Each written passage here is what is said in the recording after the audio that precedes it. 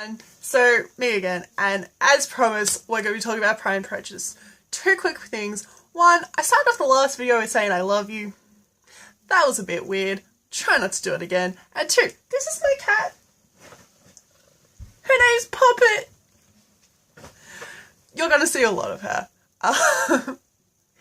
But Pride and Prejudice, and first off, it's one of my favourite movies and books, and I love the literature about it. It's written by Jane Austen, and it follows the story of the 5 Bennet sisters, Jane, Elizabeth, 2 others, and then Lydia, but really you're just focusing on Elizabeth. She's the protagonist of the story. It's all written from her perspective. And one thing you should know about Jane Austen is that when she was writing this story, it was definitely as a satire of how much class and marriage was important at the time. And it's really interesting because you're following the story of this middle child in this middle class society where there is no real chances for her besides marriage. And you see how there's these 2 new rich guys who went to the country and they're all single and everyone's like, oh, they're gonna get married to someone. And I don't know, I just find it really, really interesting because at the start of the book, you look at Elizabeth and you look at Mr. Darcy and you're like, they're not compatible because she's really proud and she says, this is what I value in life, and she's really independent and she's not really giving anyone a go. And you see Mr. Darcy, who's also really proud, and he's like, I'm so wealthy and so well read, and this is what a perfect woman has to be, and meh, meh, meh, meh, meh, meh, meh, I'm rich and British. I mean, I love him, but goddamn, Mr. Darcy at the start of the book. And I love it because you see as they're forced into interactions, as all books do, and you see how at the start they're kind of feeling each other out and they have different values, but there's still a sign of respect about where they are and where they come from. And I really, really like that. Actually acknowledging social context and why your values may be based on what they are.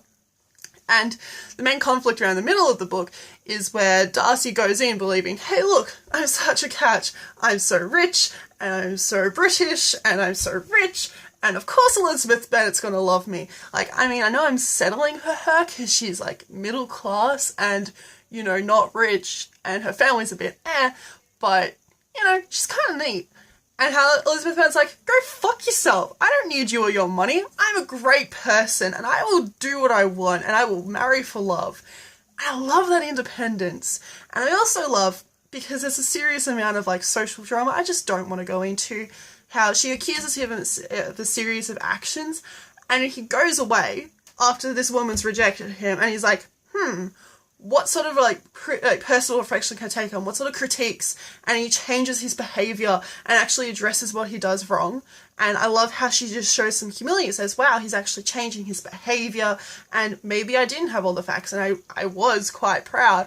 And how throughout the second half of the book you can just see that they're kind of showing each other respect and actually listening better, and then they come together and they fall in love because they actually were compatible the whole time. And I really, really love the story because I love, a couple of things about it. I love the idea that it's not about your circumstances in life, it's actually about the person, and that you can just genuinely have a connection and fall in love, and that's beautiful. And I love how it's not about the class, and it's not about the money, it's about the affection. And I also really love the idea of 2 people coming together and growing as individuals, and that you can admit when you're wrong and when you're right. And I think that was a really great aspect. And even still, even though I've seen the web series, watched the movie to death, read the book 100 times, I still get goosebumps when they finally admit that they love each other. And I still get excited when I see that they're actually saying, holy shit, I was wrong, and giving each other another go. Love Pride and Prejudice. Definitely give it a crack. And if you're wondering, Emma, do you relate super hard to Elizabeth Bennet? Yes, I do. Are you waiting for Mr. Darcy? You betcha. Anyway, I'll see you next time. Catches.